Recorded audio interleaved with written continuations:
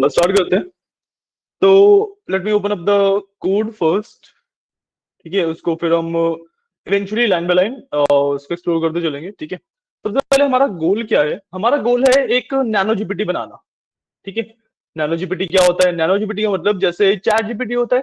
ठीक है, सेम वही एल्गोरिथम्स, सेम उसी तरीके से हम डेटा के ऊपर वर्क करेंगे। सेम जिस तरीके से एक प्रॉपर एलएलएम मॉडल बनाया जाता है, सेम वही चीज करेंगे हम। ठीक है, द ओनली डिफरेंस बीइंग कि जो चैट जीपीटी है उसके पास डेटा बहुत सारा है ट्रेनिंग के लिए। ठीक है, हमारे पास डेटा थोड़ा कम रहेगा ट्रेनिंग के लिए। तो the intelligence level of a model will be significantly lower than chat GPT. ठीक है, कंसेप्ट समझ आएगा आपको किस तरीके से कंटेंट जनरेशन हो रहा है, किस तरीके से क्या हो रहा है। ठीक है, बट वही कि आप जैसे जैसे इसमें डेटा इंक्रीज करते रहोगे, ठीक है, उतना ज्यादा आपका मॉडल अच्छे से ट्रेन होता रहेगा। ठीक है, तो अभी के लिए जो हम डेटा यूज कर रहे हैं that is basically called tiny Shakespeare. ठीक है, सो उसके अंदर almost 10% of whatever Shakespeare have ever written वो है। ठीक है, तो हम इस डेटा के ऊपर अपने मॉडल को ट्रेन करेंगे। एंड इवेंचुअली जैसे आप ये चीज देखोगे, जैसे हम इस चीज पे वर्क करेंगे, तो आपको समझ भी आएगा कि भाई अगर आपको डेटा इंक्रीज करना है अपने मॉडल को और इंटेलिजेंट करना है तो कैसे कर सकते हो। ठीक है, तो यहाँ पे सबसे पहले मैंने अपने सारे जो मॉड्यूल्स हैं उन्हें इंपोर्ट किया है। जस्ट सेकेंड, तो यहाँ पे सबसे पहले मैंने अपने सारे मॉड्यूल्स को इंपोर्ट किया है। ठीक है, जिसमें से आप टॉर्च डॉट एन एन, ठीक है, और जो न्यूरल नेटवर्क वाला मॉड्यूल होता है वो, एंड इन दो मॉड्यूल्स को बेसिकली जानते हो। ठीक है, उसके बाद हमने इंपोर्ट किया है टॉर्च डॉट एन में से एक मॉड्यूल होता है कॉल्ड फंक्शनल। ठीक है, फंक्शनल के अंदर हमारे पास ना काफी सारी एल्गोरिथम्स होती हैं, काफी सारी मैथमेटिकल इक्वेशंस होती हैं जो कि हमें नीड पड़ेगी इस चीज की। ठीक है, उसके बाद मैंने इंपोर्ट मैथ्स किया। मैथ से हम बेसिकली उन इक्वेशन को सॉल्व करते हैं। ठीक है, एंड लास्टली मैंने एक मॉड्यूल इंपोर्ट किया है कॉल्ड टिक टोकन। ठीक है, याद है अब आप जब डीप लर्निंग कर रहे थे तो मैंने आपको टोकनाइजेशन का कंसेप्ट बताया था, है ना? तो उसी को तब डीप लर्निंग के टाइम पे तो हमने खुद की एल्गोरिथम लिखी थी, उसी को हम थोड़ा सा एफिशिएंटली करने के लिए हम एक प्री रिटन एल्गोरिथम यूज करेंगे। ठीक है, उसका नाम है टिक टोकन। ठीक है, उसके बाद मैंने कॉन्फ़िगरेशन करी है। ठीक है, कॉन्फ़िगरेशन में बेसिकली जो भी नंबर, जो भी वेरिएबल्स, जो भी वैल्यूज हमें यूज करनी है वो सब डिफाइन किया है। ठीक है, इसके थ्रू इसको गो थ्रू करते हैं एक बार। ठीक है, सबसे पहले मेरे पास है वोकैबुलरी साइज। ठीक है, अब जब मैं डीप लर्निंग कर रहा था या फिर जब मैं मशीन लर्निंग कर रहे थे तो मैंने आपको एक कंसेप्ट बताया था बैग ऑफ वर्ड्स का, याद है? जब टेक्स्ट क्लासिफिकेशन वगैरह करते थे, गुड बैड में वर्ड्स को सेपरेट कर देता है, याद है ना? सो वोकैबुलरी साइज बेसिकली वही है कि भाई कितने यूनिक वर्ड्स मेरा एक मॉडल हैंडल कर सकता है। ठीक है, आप इसको चाहे तो बढ़ा भी सकते हो, पर इसको बढ़ाने से प्रॉब्लम क्या आएगी कि आपका मॉडल स्लो होता चलेगा। जितना ज्यादा आप ये नंबर बढ़ाओगे उतना ज्यादा मॉडल स्लो होता चला जाएगा। ठीक है, उसे उतनी ज्यादा कॉन्टेक्स्ट हैंडल करना पड़ेगा, है ना? तो यहाँ पे मैंने 50,257 रखा है। ठीक है, which is the vocabulary size of chat GPT 2। ठीक है, अभी तो 5 चल रहा है ना? तो जीपीटी 2 जो वर्जन था उसका वोकैबुलरी साइज है ये। ओके, उसके बाद मैंने n embed, n head, n layer किया है। तीनों का मतलब पता होगा जहां तक मेरे को लगता है आपको। क्या होते हैं तीनों का मतलब, बताओ?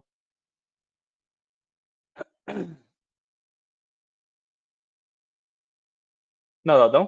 एन एम्बेड का मतलब क्या होता है? एन एम्बेड इज जितनी भी मेरे पास एम्बेडिंग लेयर है, जो मेरी एम्बेडिंग लेयर है वो एक बार में कितना इनपुट लेती है।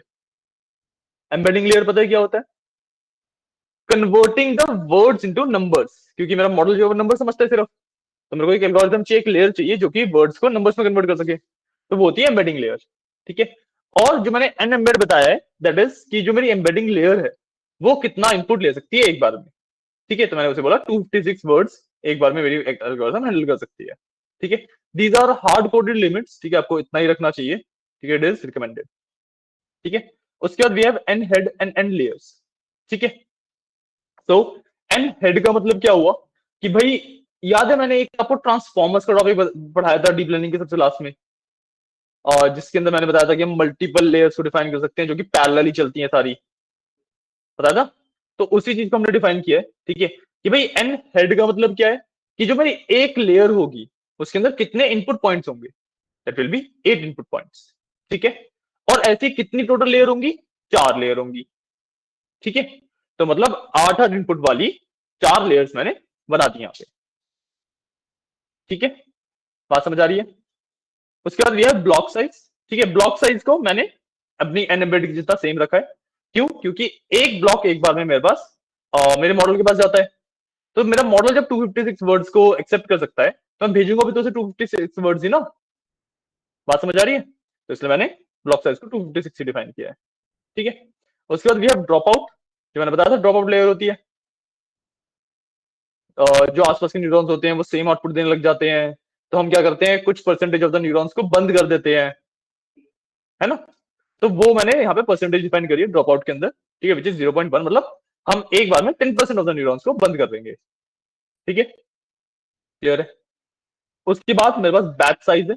ठीक है, बैच साइज का मतलब होता है जो ये ब्लॉक होता है। ठीक है, ऐसे कितने ब्लॉक्स मैं एक बार में मॉडल को दूंगा अपने। ठीक है, तो मैं 16 ब्लॉक्स ऑफ 256 वर्ड्स अपने मॉडल को पास कर रहा हूं। ठीक है, मतलब कैसे कि भाई जब ये 16 ब्लॉक कवर हो जाएंगे तब अगले 16 बनाएंगे। ठीक है, जो 256 वर्ड्स है वो तो कितने एक्सेप्ट कर रहा है उसके हिसाब से है। ठीक है, हम कितने वर्ड जो मेरा मेन टेक्स्ट है, जो मेरा डेटा है, उसमें से कितने सेट्स में निकालेंगे, दैट विल बी 16। ठीक है, 16 ब्लॉक्स का एक बैच होता है। ठीक है, उसके बाद वी हैव मैक्स इटरेशंस। ठीक है, मैक्स इटरेशंस मैंने आपको ऑलरेडी एमएल के टाइम पे बता रखा है कि डिसीजन लेने के लिए एक पॉइंट को फिट करने के लिए कितना और कितनी बार मेरा मॉडल ट्राई कर सकता है, तो दैट इज 1000 टाइम्स। ठीक है, देन वी हैव इवैल इंटरवल। ठीक है, इवैल इंटरवल का मतलब क्या होता है, जब मैं मॉडल की इवैल्यूएशन करता हूँ, जब मैं मॉडल की इवैल्यूएशन करता हूँ, मैं डिफरेंट डिफरेंट वर्ड्स के ऊपर कर रहा हूँ, है ना, अपने डिफरेंट डेटा सेट के ऊपर कर रहा हूँ, जो मैं टेस्टिंग वाला डेटा सेट ले रखा है उसके ऊपर कर रहा हूँ, है ना। एंड इवैल इंटरवल क्या है कि भाई एक पर्टिकुलर रो को प्रोसेस करने के बाद मेरा मॉडल कितने टाइम का रेस्ट लेगा। So that is 100 millisecond, मतलब 1/10 ऑफ अ सेकेंड का रेस्ट लेगा। ठीक है, ये जरूरी क्यों होता है? ये जरूरी इसलिए होता है क्योंकि जब मैं लगातार अपनी वैल्यूएशन करवाता रहूंगा ना, तो मेरा मॉडल काफी ज्यादा मेमोरी कंज्यूम करने लगता है। ठीक है, एंड कोलैब के ऊपर क्या होता है, जब कोई भी आपका कोड, कोई भी आपका मॉडल बहुत ज्यादा मेमोरी वगैरह कंज्यूम करने लगता है, तो ना कोलैब उसे बंद कर देता है, इंटरप्ट कर देता है बीच में। ठीक है, तो इसलिए हमने थोड़ा सा डिले डाल दिया ताकि कोलैब मेरे मॉडल को बंद ना कर सके। क्लियर है? Simple enough, right? Just give me a second.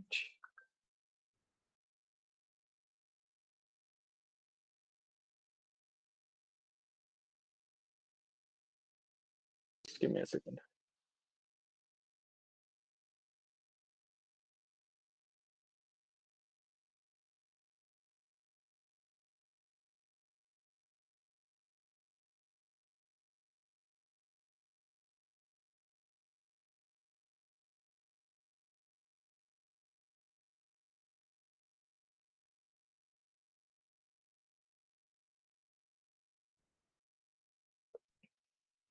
वो दो, 1 मिनट दो, आप इतने ये नोट करना स्टार्ट कर लो। ठीक है, 1 मिनट में आगे का कंसेप्ट बताता हूँ।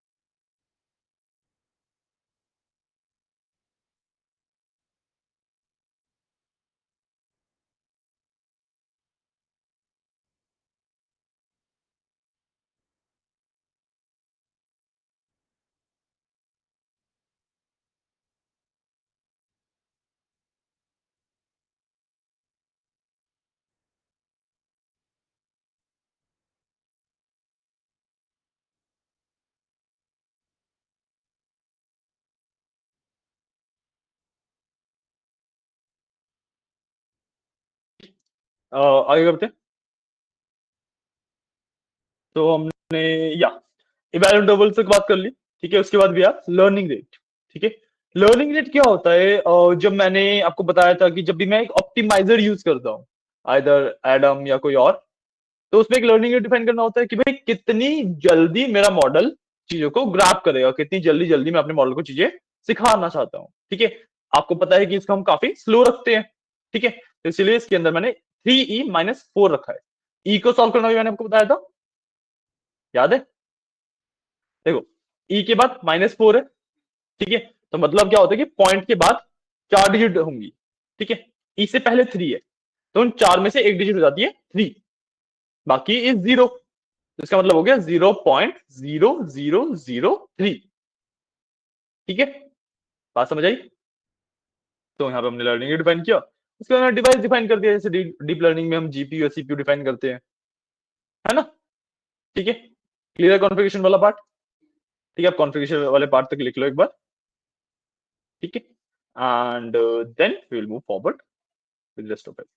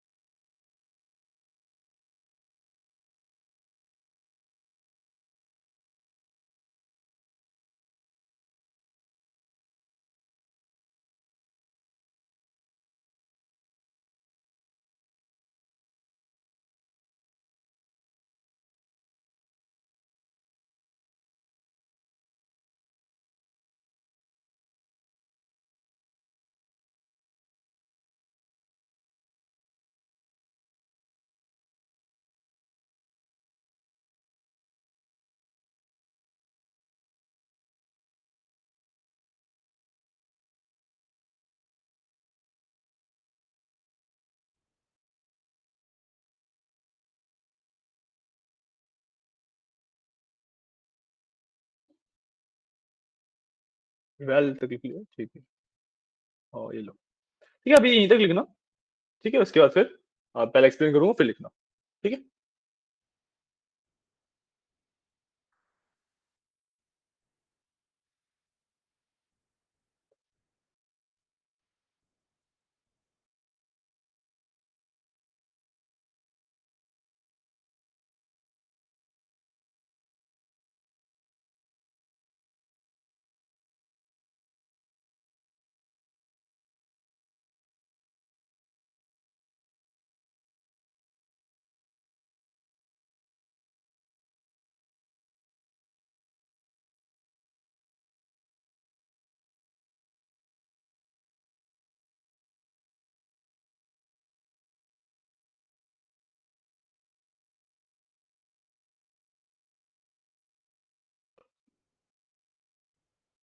अरे जब हम ये वाला कोड कंप्लीट कर लेंगे ना, तो मैं आपको इसकी फाइल भी भेज दूंगा, ठीक है। अगर आपको कहीं पे कुछ दिक्कत वगैरह आती है, कुछ होता है, तो उसको सॉल्व करने के लिए, ठीक है।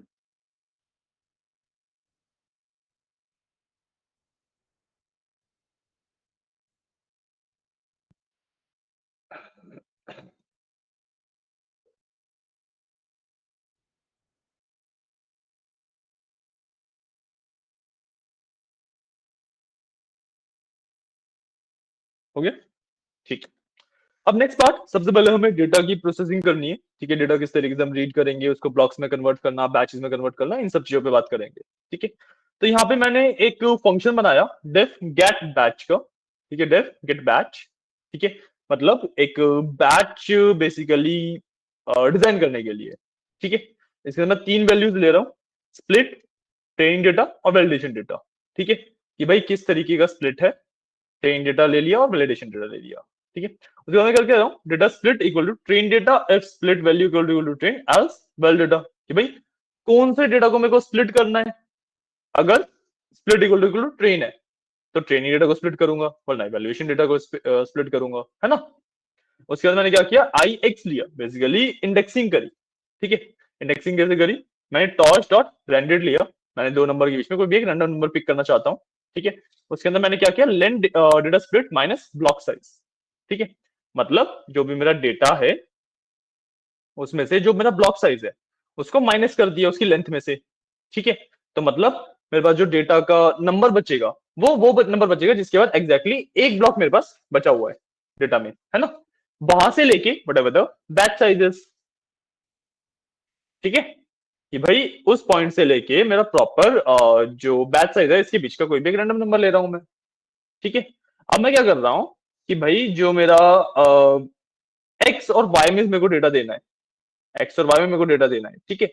उसमें डेटा स्प्लिट में से उसमें डेटा स्प्लिट में से देखो for I in I x है, ठीक है। For I in I x का मतलब हुआ कि जो भी नंबर आ रहे हैं, ठीक है, उसके ऊपर आइटरेट कर रहा हूं मैं, जो भी इंडेक्सेस मैंने ऊपर निकाले उसके ऊपर आइटरेट कर रहा हूं मैं, ठीक है।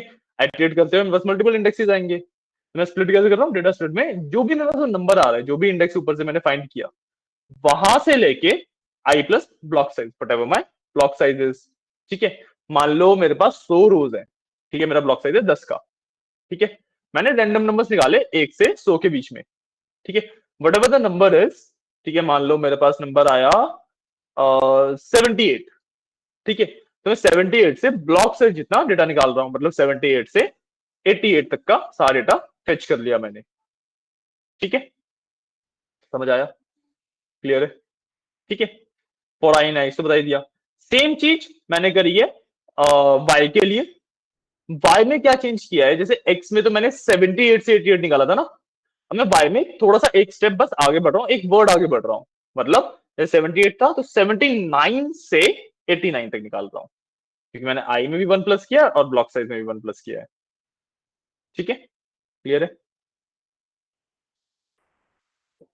एंड देन मैं अपना जो डेटा मैंने प्रिपेयर किया इसको वापस रिटर्न कर दे रहा हूँ, जहां पे भी मेरे को आगे यूज करना है उसके लिए मैं इसको रिटर्न कर दे रहा हूँ, ठीक है। This is how I am processing my data, clear, कोई डाउट। वाई वाई में और एक्स में ना, इस आई की पूछ रहे हो, आई यहां से आया ना for I in I x, जो मैंने पाइथन में बताया था कि हम शॉर्ट हैंड लूपिंग कर सकते हैं, सिंगल लाइन में लूप्स बना सकता हूँ, वो चीज करी है मैंने, नहीं समझ आया।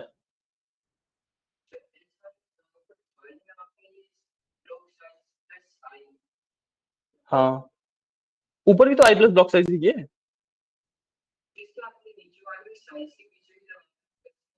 प्लस आई नहीं प्लस वन है वो, प्लस वन है ये। तो मैं बताया ना कि एक्स में तो 78 से 88 ले लूंगा, वाई में आगे का लेना पड़ेगा, डेटा अगर आगे का लूंगा तभी तो प्रोडिक्शन कर पाऊंगा, तो 79 से 89 ले लिया मैंने।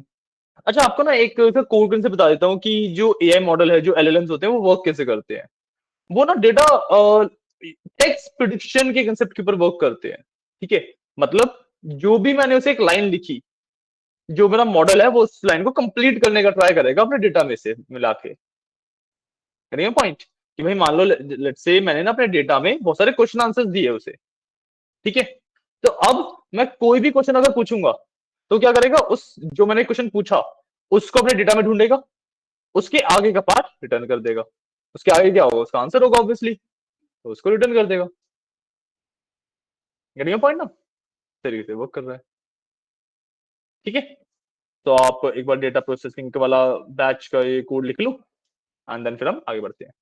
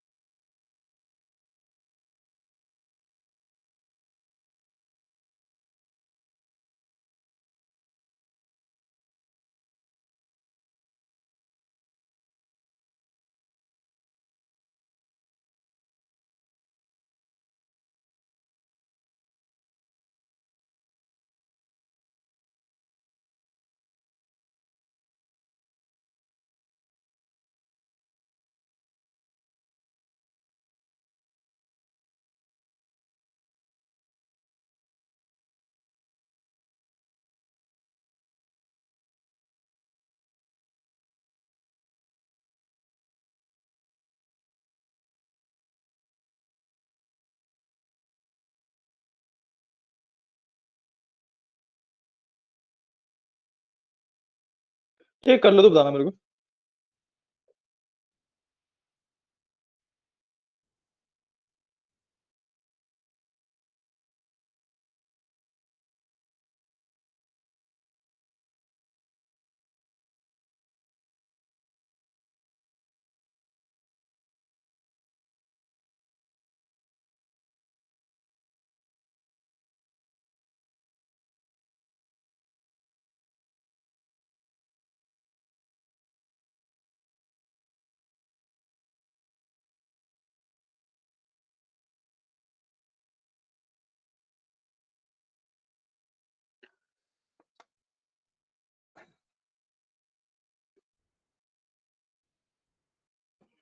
हो गया, ठीक है।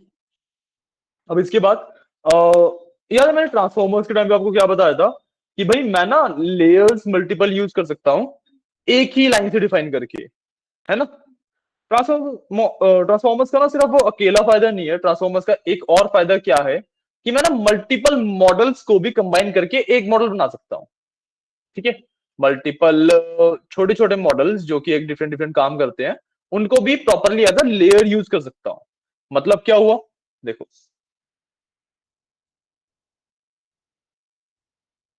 तो मान लो मेरे पास एक कुछ इस तरीके का मॉडल था, ठीक है, जो कि दो को एक में करता है, लेट से। ठीक है, कोई इस तरीके का मॉडल था,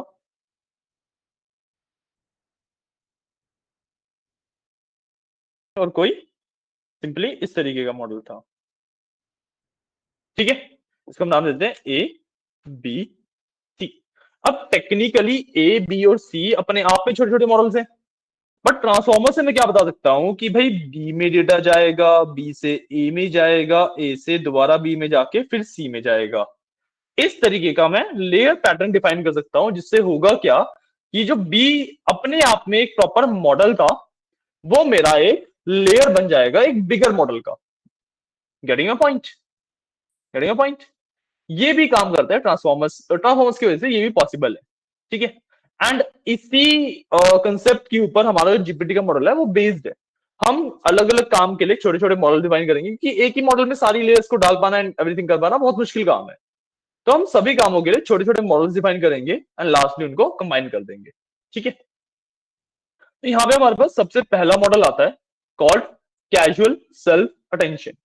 ठीक है, मैंने बताया था आपको इसके बारे में, सेल्फ अटेंशन का कंसेप्ट क्या होता है डीप लर्निंग के टाइम पे। ठीक है, आपको याद नहीं है तो एक बार दोबारा बता देते हैं। सेल्फ अटेंशन का कंसेप्ट कुछ नहीं होता, काफी सिंपल सा एक कंसेप्ट होता है। ठीक है, अम, हाँ, काफी सिंपल सा कंसेप्ट होता है। हम क्यू के एंड वी, ठीक है, इन तीन वैल्यूज की बेसिस पे डिसाइड करते हैं कि जो हमारी प्रिडिक्शन होके आई है वो रिलायबल है या नहीं है। ठीक है, वो रिलायबल है या नहीं है। ठीक है, केज कीज वीज वैल्यूज। ठीक है, कीज वैल्यूज इन सबके बेसिस पे हम चेक करते हैं वो रिलायबल है या नहीं। ठीक है, सिंपल सा कंसेप्ट होता है। ठीक है, इसका मैथमेटिकल वाला पार्ट जो था वो डीप लर्निंग के टाइम पे मैंने पढ़ाया था, आप एक बार अगर उसे रिविजिट करोगे आपको मिल जाएगा वो। ठीक है, उस टाइम पे मैंने फोटो भी भेजी होगी उसकी।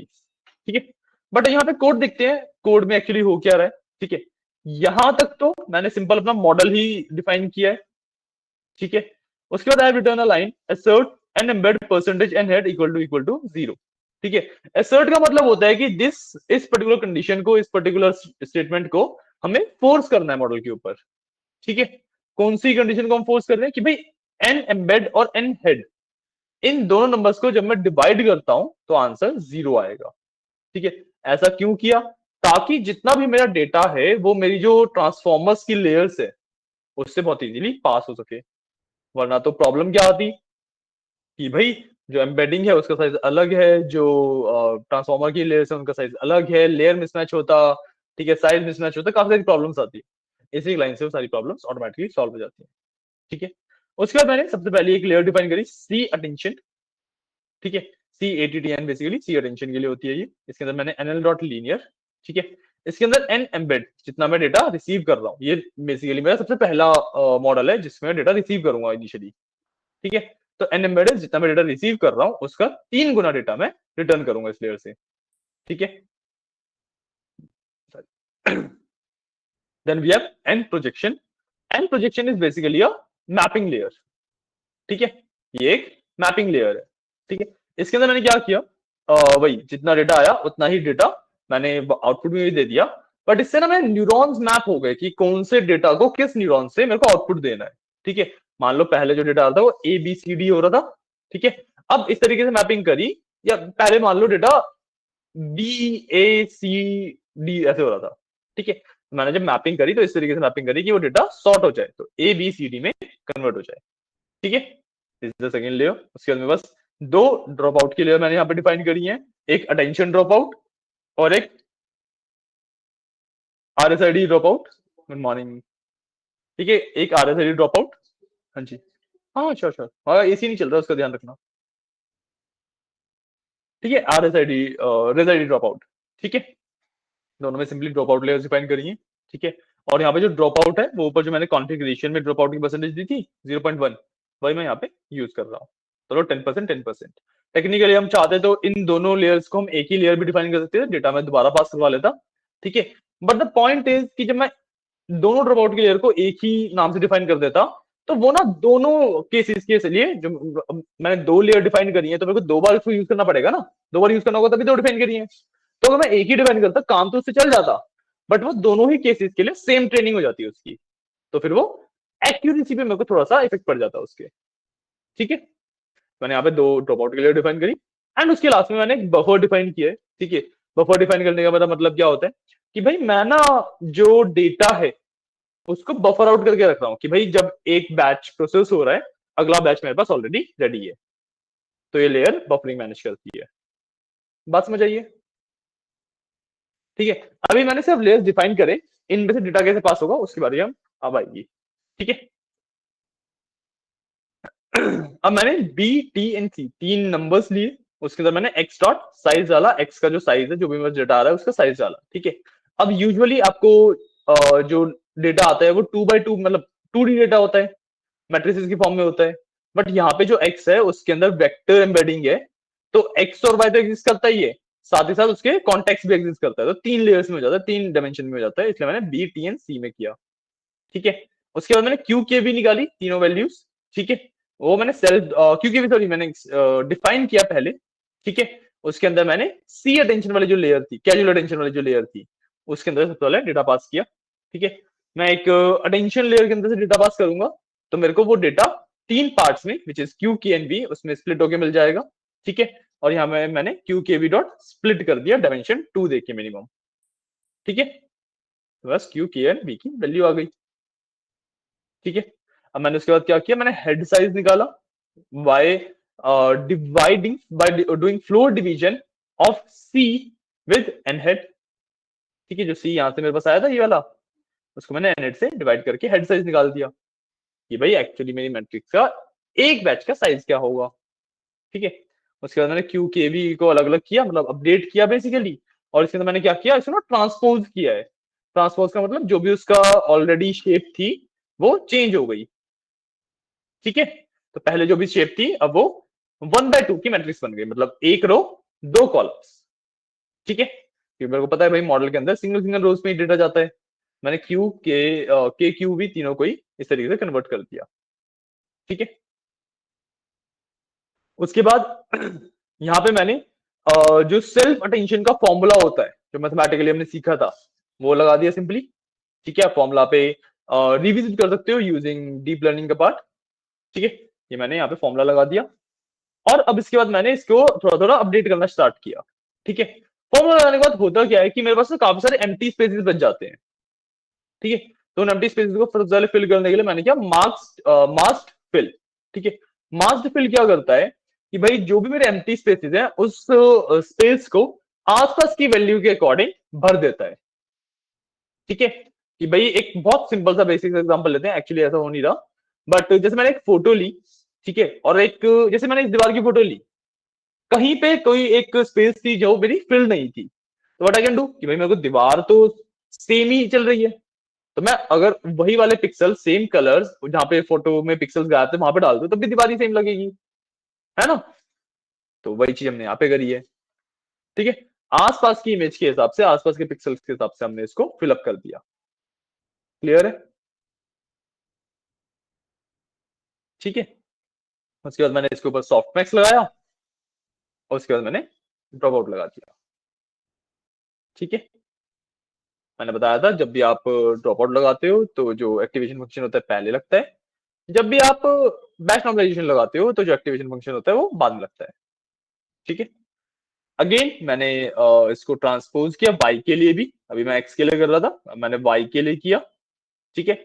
और वही ड्रॉप आउट वगैरह लगा के सेम चीज मैंने वाई के लिए भी कर दी, और मैंने रिटर्न एक्चुअली सिर्फ वाई का डेटा किया है। ठीक है। क्लियर है? समझ आया कैजुअल अटेंशन क्या है, क्यों हम इसको यूज कर रहे हैं, है ना? इस कोड में ज्यादातर आपको वही याद कर लेने वाली चीजें हैं। ठीक है। तो आप इसको ट्राई करना याद करने का। ठीक है। एंड समझ तो आपको एक लाइन आई गई है ना? तो अब इसको भी आप नोट कर सकते हो। ठीक है। अभी आप ना नोट करो, यहाँ पे थोड़ा सा पार्ट अभी ये स्क्रीन के आउट ऑफ साइड जा रहा है। ठीक है। तो जहां पे पहुंचे तो मेरे को बताना, मैं थोड़ा सा मूव कर दूंगा उससे। ठीक है।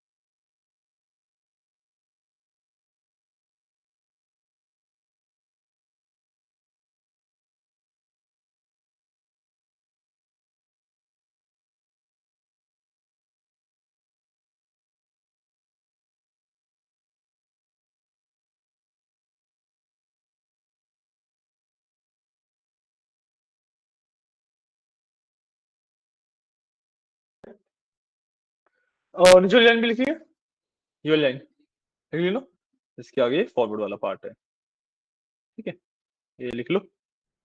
और ये इतना पार्ट है, जब यहाँ तक पहुंच जाओ, जो लास्ट दिख रहा है आपको, ज्यादा नीचे कर लूंगा, ठीक है, is the self attention part. हाँ जी, पूछो।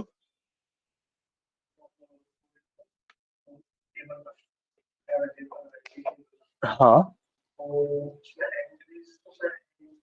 किसमें एंट्रीज नहीं है? पूछो तो, डाउट पूछना भी तो आना चाहिए आपको।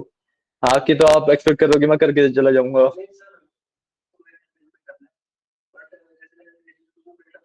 हाँ जी,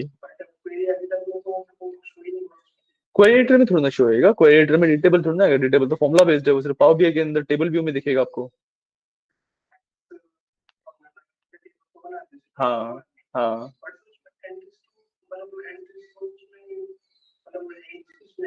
क्यों नहीं है उसमें? आपको कनेक्ट कर दिया अपने डेटा से, मॉडल व्यू में जाके रिलेशनशिप बना दिया, एंट्रीज आ गई होंगी उसके अंदर। हाँ। तो क्वेरी एडिटर में क्यों होंगी? आपने जब डेक्स क्वेरी से एक टेबल बनाया है जो कि फॉर्मूला है basically in the and, right? Formula आपका क्वेरी एडिटर में क्यों शो होगा? है ना?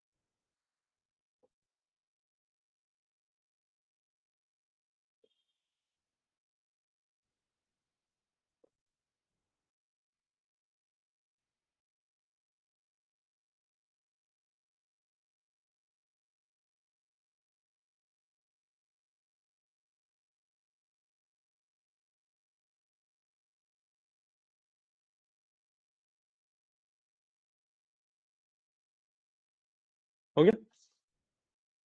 और ये लो, उसके नीचे का पार्ट है, ये कर लो, क्या आगे तो कुछ नहीं है, सही है, ठीक है। फिर आज हम एक बार फीड फॉरवर्ड नेटवर्क और करेंगे, ठीक है, that will be the last part.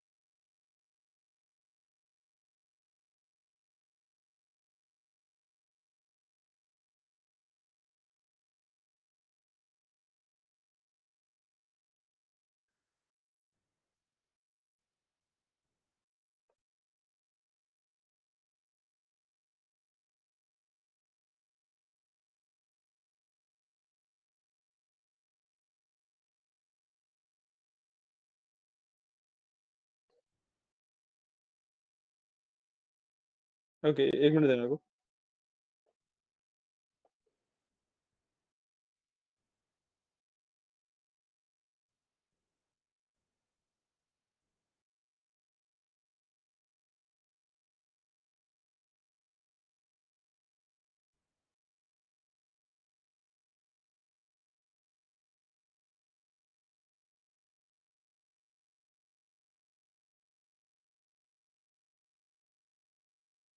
Okay, the next part is the feed forward network, ठीक है। सबसे पहले फीड फॉरवर्ड नेटवर्क का मतलब क्या हुआ? फीड फॉरवर्ड नेटवर्क का बेसिकली मतलब ये हुआ कि इसके अंदर मैं सिर्फ डेटा को पास करा रहा हूँ मल्टीपल लेयर से, अलग अलग उसके ऊपर मेरे को इंफॉर्मेशन बनानी है, अलग अलग उसके ऊपर मेरे को पाथ बनाने हैं, ठीक है।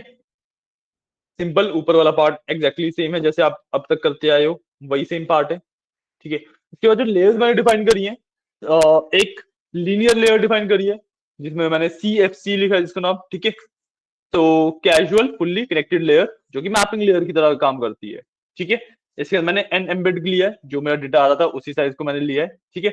और इसको 4 टाइम्स मल्टीप्लाई करके मैंने आउटपुट दे रहा हूँ, ठीक है। मतलब उसका 4 टाइम्स ऑफ द डेटा मैं आउटपुट में दे रहा हूँ, ठीक है। Then we have an activation function, ठीक है। सेल्फ डॉट एक्ट में मैंने एक एक्टिवेशन फंक्शन डाला हुआ है, ठीक है। अब आपको याद होगा कि हमारे पास एक एक्टिवेशन फंक्शन होता था रेल्यू के नाम से, RELU के नाम से। उसी का एक डिफरेंट वर्जन है जेल्यू, ठीक है, GELU। उसी का एक डिफरेंट वर्जन है, बेसिकली सेम तरीके से वर्क करता है, इंटरनली थोड़ा सा फास्ट होता है और थोड़ा सा मोर प्रिसाइज होता है ये, ठीक है। Then we have casual projection layer, ठीक है। प्रोजेक्शन के अंदर मैंने दोबारा जो मेरे पास 4 टाइम्स ऑफ द डेटा हो गया था उसको मैंने नॉर्मल डेटा में कन्वर्ट कर दिया। And lastly I have added a dropout layer, ठीक है। अब जैसे डेटा इससे कैसे फ्लो हो रहा है उससे आपको समझ आएगा कि मैं करना क्या चाह रहा हूँ, ठीक है। मैंने यहाँ पे क्या किया, फुल्ली कनेक्टेड लेयर से एक बार डेटा पास किया, डेटा एक्सपैंड हो गया, ठीक है। उसके बाद मैंने एक्टिवेशन फंक्शन लगा दिया उसके ऊपर, ठीक है। मेरे जो न्यूरॉन्स थे, अब न्यूरॉन्स भी बढ़ गए होंगे, तो मेरे न्यूरॉन्स ज्यादा अच्छे पाथ बना पा रहे हैं, ठीक है। उसके बाद मैंने कैजुअल प्रोजेक्शन लेयर लगा दी, दोबारा कम कर दिया डेटा, ठीक है। एंड लास्टली ड्रॉप आउट लगा दिया, ठीक है। इससे हुआ क्या कि मेरा डेटा जो था उसको बेसिकली मैंने एक्सपैंड किया, उसके ऊपर एक्टिवेशन फंक्शन लगाया, तो डेटा में से ना जो इंपॉर्टेंट पार्ट थे, जो इंपॉर्टेंट कॉन्टेक्स्ट थे, वो मेरे अलग हो जाते हैं, ठीक है। वो मेरे यहाँ पे अलग हो जाते हैं, ठीक है। तो मेरा जो ये रिटर्न एक्स कर रहा है वो मेरे अलग से कॉन्टेक्स्ट को रिटर्न कर रहा है, ठीक है। बात समझ आइए? क्लियर है? कोई डाउट? नहीं, सिंपल सा फंक्शन है ना, सिंपल सा मॉडल है, बहुत ज्यादा ऊपर वाला ज्यादा कॉम्प्लेक्स है, ये वाला इतना कॉम्प्लेक्स है भी नहीं। ठीक है, इसको आप नोट डाउन कर लो। इसके बाद मेरे पास ट्रांसफॉर्मर ब्लॉक और जो मेरा मेन जीपीटी मॉडल है, एंड उसके बाद ट्रेनिंग वगैरह का पार्ट आ जाएगा। ठीक है, दो इसके बाद ब्लॉक और बचेंगे। ठीक है, इसको आप नोट कर लो। और आज के लिए इस वाले ब्लॉक को हम लास्ट रखेंगे, आज की क्लास थोड़ी सी छोटी है।